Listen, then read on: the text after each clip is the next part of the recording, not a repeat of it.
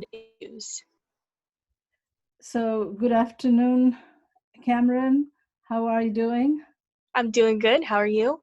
I'm good, thank you. So, I just want to, before I start, I want to wish everyone all the best. In this pandemic, of course, I wish you and your family members, and this goes out to all our students as well, are in the best of health and safe. And we're just so lucky to be part of this community, the Monmouth University community, where we can, support each other, and we are here to support you, our students. And I really thank you. I know you're in between exams. You just finished an exam, I Yeah. hear. So thank you for making the time. And it is my pleasure to spend some time with you and try to address some of your uh, fellow classmates as well as fellow students questions pertaining to the changes. And I'll try my best to at least give you some idea about the academic changes, and how you can kind of navigate through them. Okay, so thank Yes. you. Thank you. Mhm. So you Okay. had a question, right?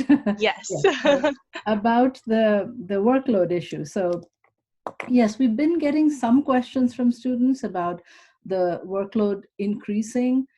And believe it or not, we're getting the same questions and concerns from faculty. So moving on to this online environment has been something that none of us really planned to happen in the middle of the semester.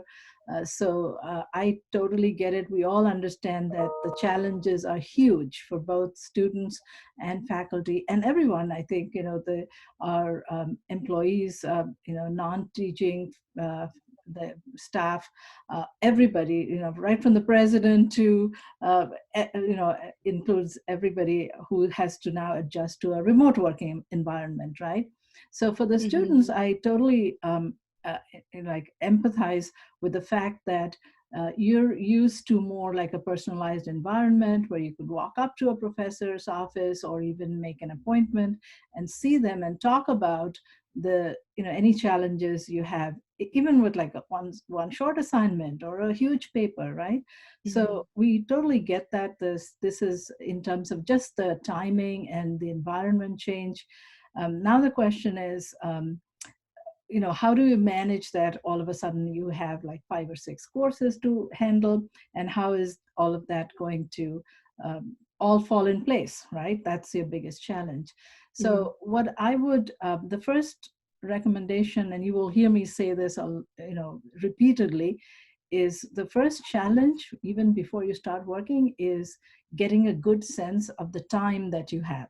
So and how do you manage that? And because I emphasize that because you all made it, made a transition from home to come and study at a college. And at the university you have your space, you have your favorite spot, right? You have your library spot too. All of Hmm. that's gone. So how do you now adjust to in a way that maybe you go back to your high school days, right? How you would study at home, except that the work is much more and much more involved, much more challenging. So yes, the environment is a big one. And then now you have also some courses that are taught synchronously. So your professors might say, hey, we're meeting at the same time, just let's join a Zoom call, or through eCampus virtual classroom we're meeting. So that means you have to be aware that, okay, certain classes are meeting that way. You may also have a class which does not meet synchronously. So that one, the professor says, you have all week, complete these assignments, or here's the lecture notes. So these are lots of changes in the way the courses are offered, the expectations, the timing. So I would, if I were a student, really map it out, like, on a Sunday afternoon or evening, sit down and say, okay, this week, how am I going to manage my time, right? So account for every detailed timeline, and keep yourselves some free time as well. That's very important. And use that time maybe to go for a walk or to go for a run. It is very, very critical that while you're staying at home, you maintain your own schedule, whatever works for you, whatever the expectations are. And I would say that is, once you've managed that, the next thing is, okay, is I'm doing all of that. You know, is my workload even daunting in spite of that? When you find yourself in that position, I would say your first stop should be your professor. So talk to your professor, even if you want to just, have them give you a call or say, can I call you? Engage them using not just email or whatever classroom, chat room that you have or communication tools. I think because we're all like in a virtual field, and there's a lot of emails going on, and back and forth, and you have to answer them. Professors have to do the same. Maybe a few minutes a phone call might help address a lot of those issues. So try that. And if you say, oh, I've tried, or everything still doesn't work, yes, then your next stop would be maybe your advisor or your department chair, and they will be able to navigate those questions. This question of workload is so course specific, so I would encourage you to talk to your professors. And maybe if quite a few of you are having the same issues, the professor might say, hey, let me take a look at, is it really that time consuming, or students having a difficult time? Remember, when we start, and I've been teaching at Monmouth University for 26 years, we make a commitment to teach at a university like this. Our commitment is to our students first. And none of us planned or foresaw that we would be hit by a pandemic. So we are trying to adjust to a new circumstance, and there will be challenges. And this is a big challenge. So I would, really encourage you to communicate with your professors as much as you can, and really don't be shy about it. We all know that you need that communication now more than ever. So try those things, and I think you will be able to get a solution, definitely. Okay, so that would be my suggestion in terms of the workload. Okay. Okay. So the next question that we have is it true that pass-fail can only be accepted in certain classes depending on the major? So for example, classes that have certain accreditations to them. Right, so technically, pass-fail the option to choose pass-fail is available to students for any course. However, you have to be very careful about what major you are in, and if that program is accredited. Accreditation agencies sometimes have their own requirements of students. So I would encourage students to talk to your advisor, talk to your department chair, make sure that there are no requirements like that. Secondly, I think you also have to understand that you have some, like after college, you might want to go to a specific program, maybe a medical program, or a graduate school or law school.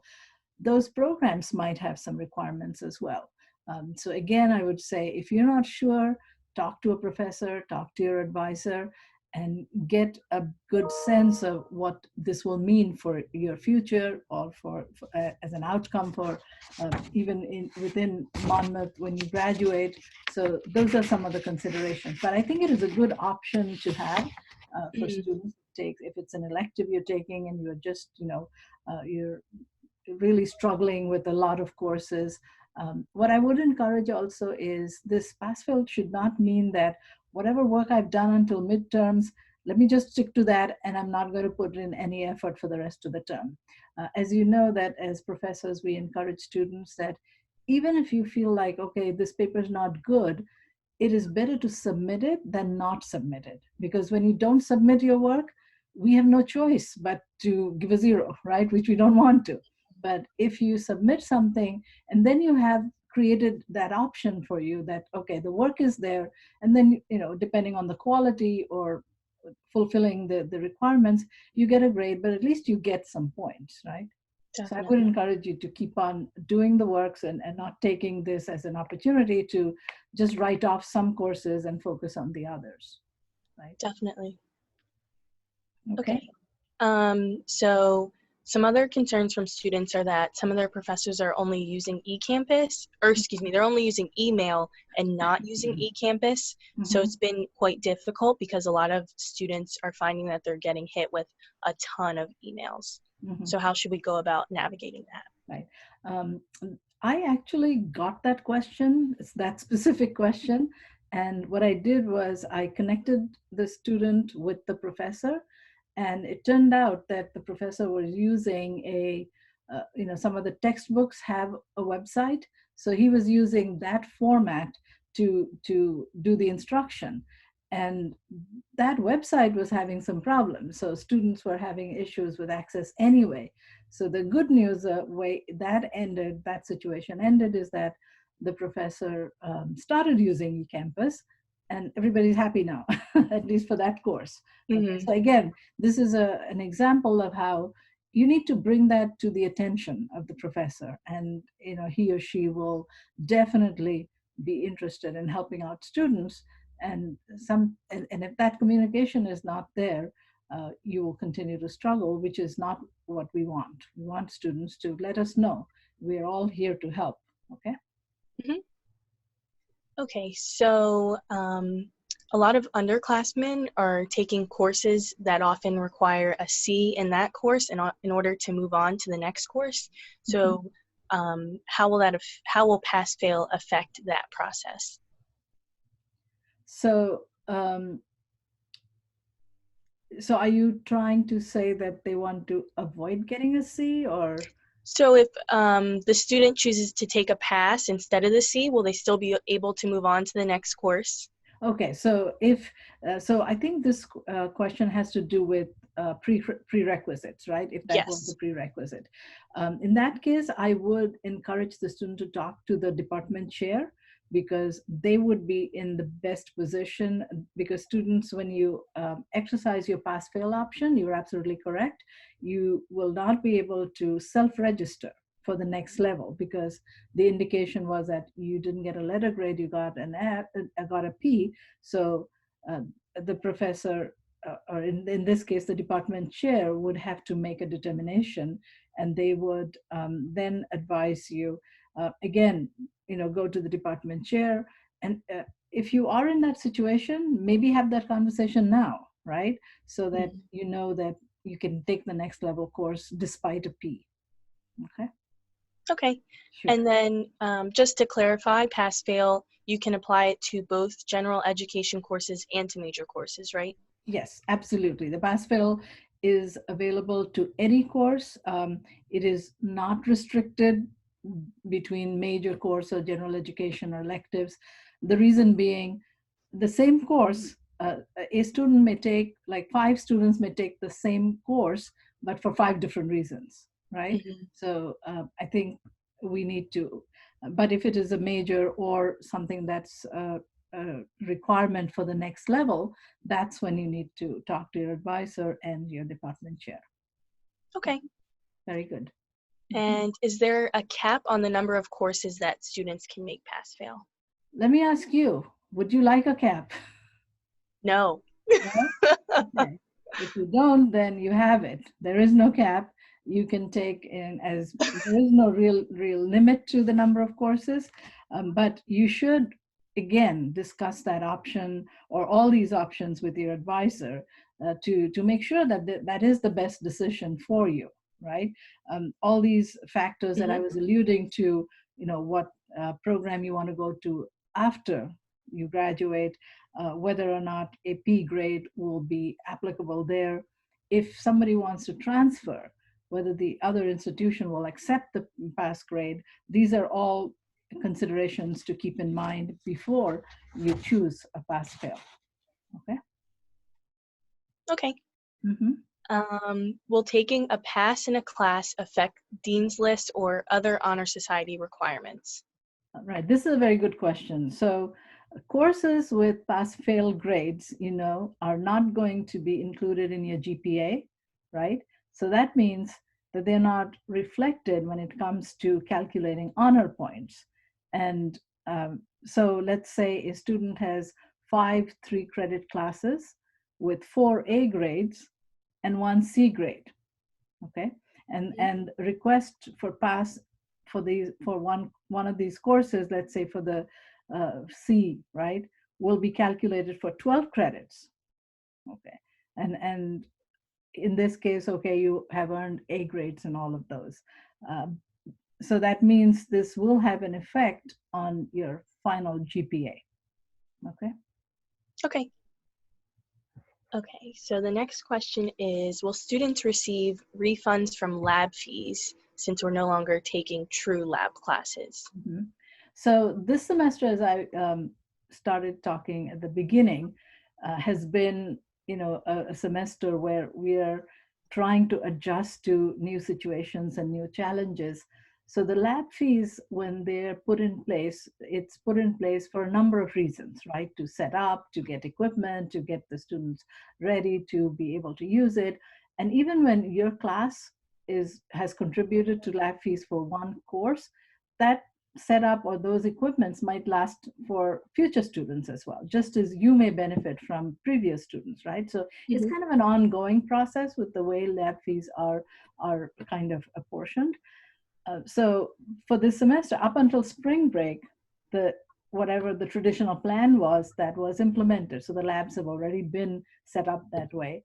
And going to online format, many programs have had to either get software to get them started in a different format, or make some other arrangements. And it's very difficult to kind of differentiate and to separate out which part we've used and which part we have not used. So the decision is, because half the semester is gone anyway, we will not be revisiting that issue of lab fee refunds for this semester.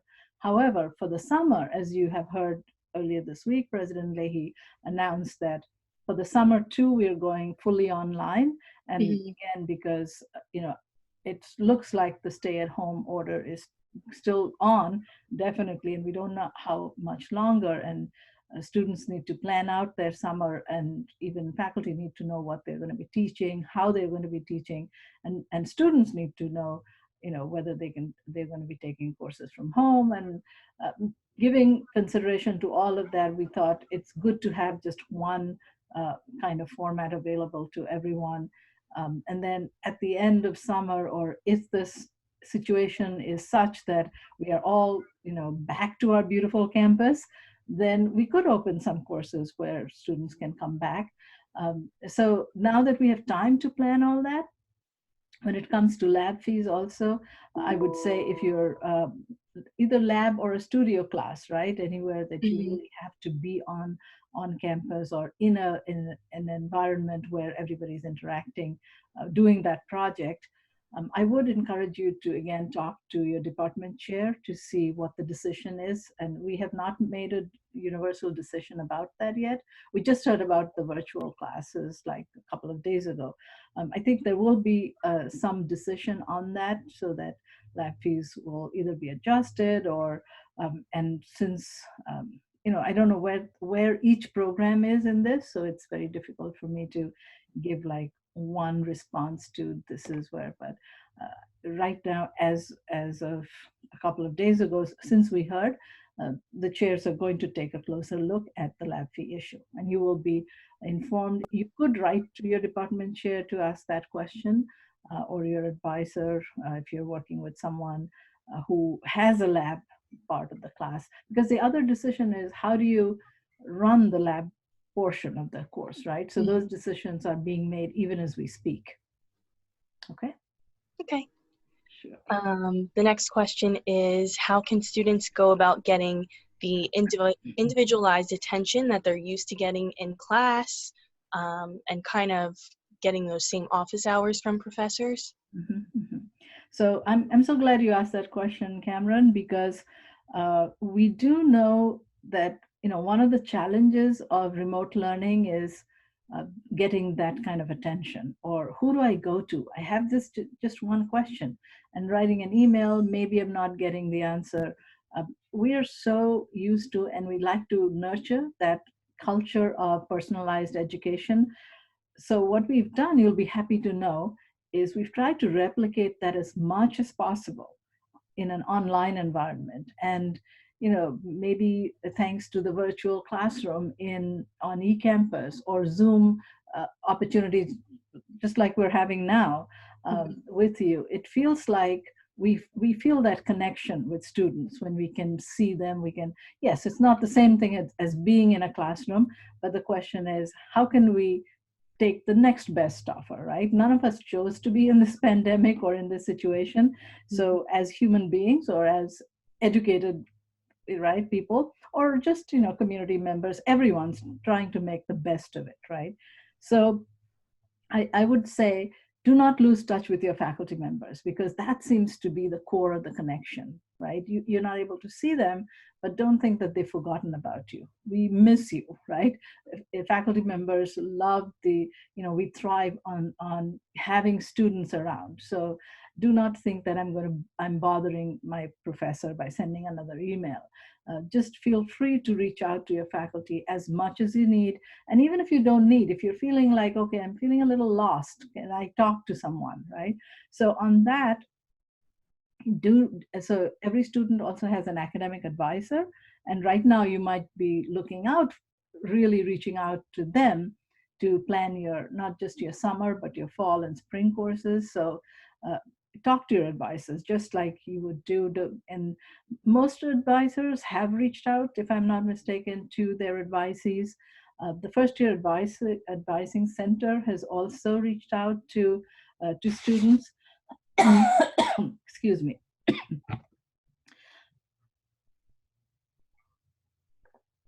Sorry. See, talking to students got me excited, so I'm running out of breath. So your faculty, your academic advisors, department chairs, deans, just reach out to them.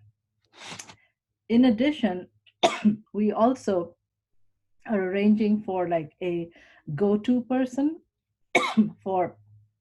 So what's happening is that as a Monmouth student, you are you a member of any club? Yes, a bunch of clubs. Which club?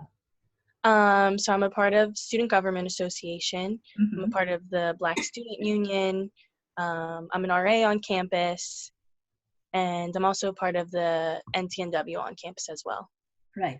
So what I'm about to share with you, you may have already gotten some of it. You may have either your head RA or whoever's in charge of SGA, right, reach out to you, and just like for well check, is everything going well? Can I be an advocate for you for something, right?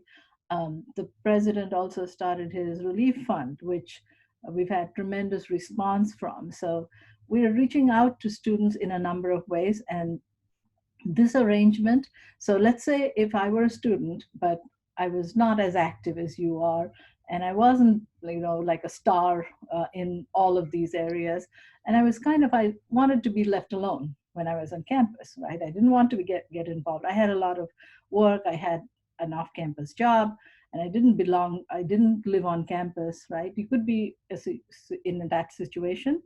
So even for students like that, we are arranging for what we'd like to call like case managers. So every student will have someone, and you'll either get a phone call or an email just saying that, hey, Cameron, how are you doing? Is there anything I can do to help you? And that person is going to be another layer of advisor or your mentor or just a friend reaching out.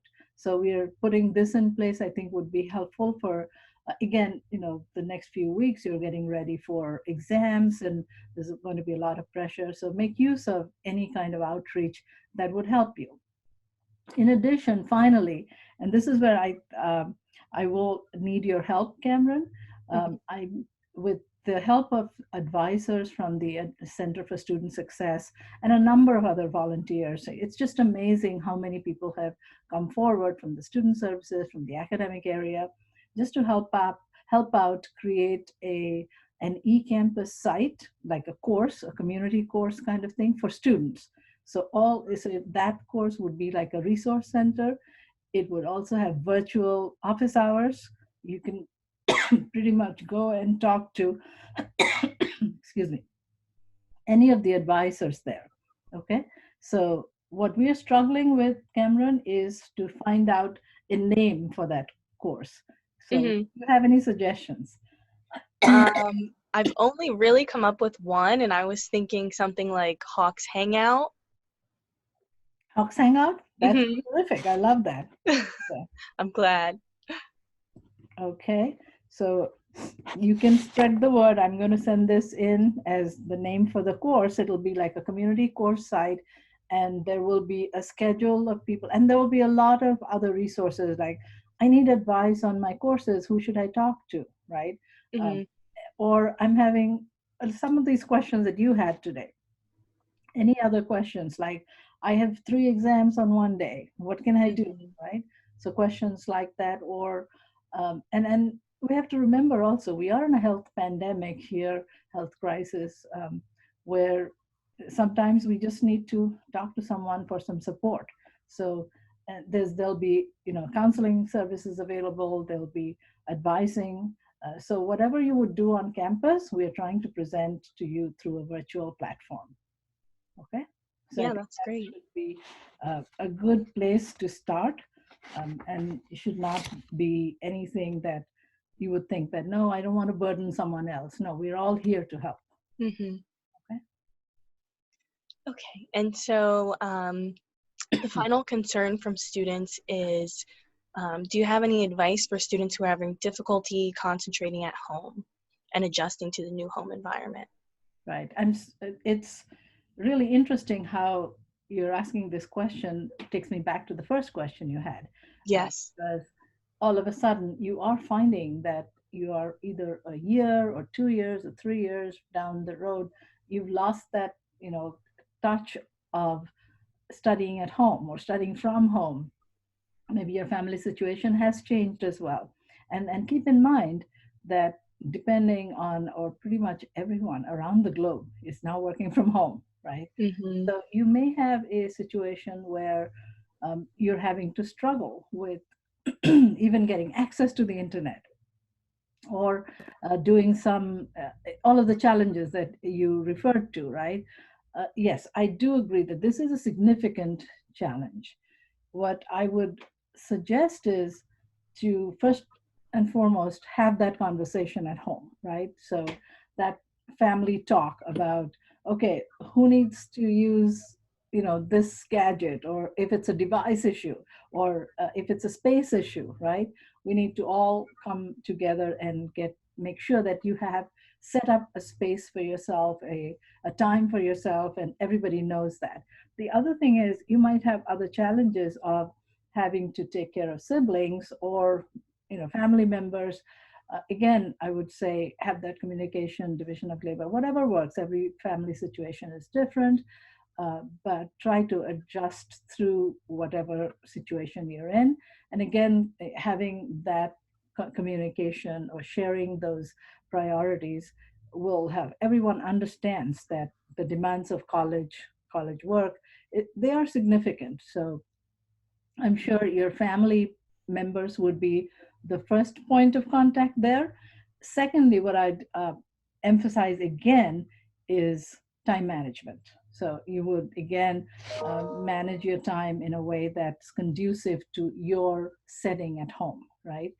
And you work that way. The weather's becoming nicer, so you could maybe, if you had the luxury of sitting on a porch or going outside a little bit, just try to manage that way. I think that's, just hearing the birds sing will make us forget about the deep crisis that we're in, even if it's for a minute or for a moment. Finally, what I'd say is, even if you're having challenges like that, just talk to someone, even at school, right? Talking helps, and communicating. Sometimes when in the course of your conversation, you might find solutions, right? So do communicate, do not keep it to yourself. I mean, as much as, of course, you want to share. Nobody's, I think we are all very, very mindful of privacy issues, and we want to respect all of that. So time management, and I'll give you another tip. If you, I don't know if you're interested. Are you interested in cooking? Yes, Okay, kind good. of. So I think this is the best opportunity, really, you'll find maybe next to Thanksgiving dinner that everybody cooks, is everyone's at home now. So I Hmm. think the cooking time or experimenting with new recipes, it's very relaxing, it's therapeutic, and it'll help you take your mind off of all of the stress that's building around us, right? So I would say, yeah, try to engage in cooking or experimenting with recipes. That's a good thing. And finally, I would say that we are in a very tough situation in a very critical time, and it really, your heart goes out to all of the sufferings around the world in our communities, and but I would say also that we should keep in mind that this is a pandemic, and pandemics don't last forever. So this too will pass. It'll take some time. We just have to be very patient. We have to do what we are told, right? We're asked to. So let me ask you, that professor in me is always trying to ask questions, right? So what are we expected to do now? If, like I said, if we, kind of quote unquote obey the rules, what do you think would be the rules now? For professors, right? No, for you as a in this going through this pandemic. So what are you expected to do? Well, really, I'm expected to social distance, wash my hands, all that good stuff. But Right. also do my best to engage in my college coursework, get the best grades, strive to get the best grades that I can with the stress at hand, and just get through it. I mean, we're almost there. Just a month left of school, really. So yes, you have passed, Cameron. The most important thing is, yes, we are asked to maintain our distance physically. So maintain that, but don't forget to keep that emotional connection, or using opportunities like this, reach out, talk to friends, hang out, right, in a virtual environment. And I think doing that would really take a lot of your stress away, and just so maintain that kind of balance between work, definitely, but also take some time out, engage in some self-care, whatever works for you, read a good book, do some meditation or some workout, so this I was just so I have a friend who loves to work out, like really, heavy lifting and everything. That without that, he doesn't feel like his day is complete, right? So he has nothing to do. He doesn't cannot go to a gym to do all that. Doesn't have the equipment at home, so he's just moving his furniture around, right? Wow, that's awesome. So be creative, whatever works for you.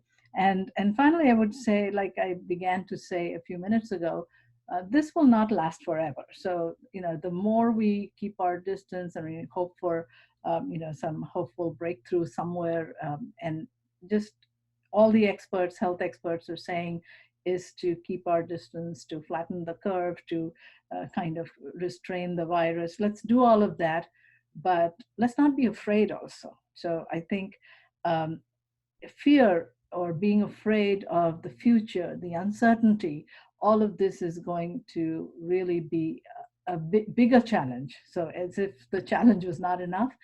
So I'm reminded of Maya Angelou, who once said, "Hope and fear cannot occupy the same space." Okay, invite one to stay. So which one would you want to Hope. invite? Hope, right? Mm. Definitely. So I have also invited Hope to be, part of our who we are, where we are. We have to hope for the future. And our future, Cameron, is you.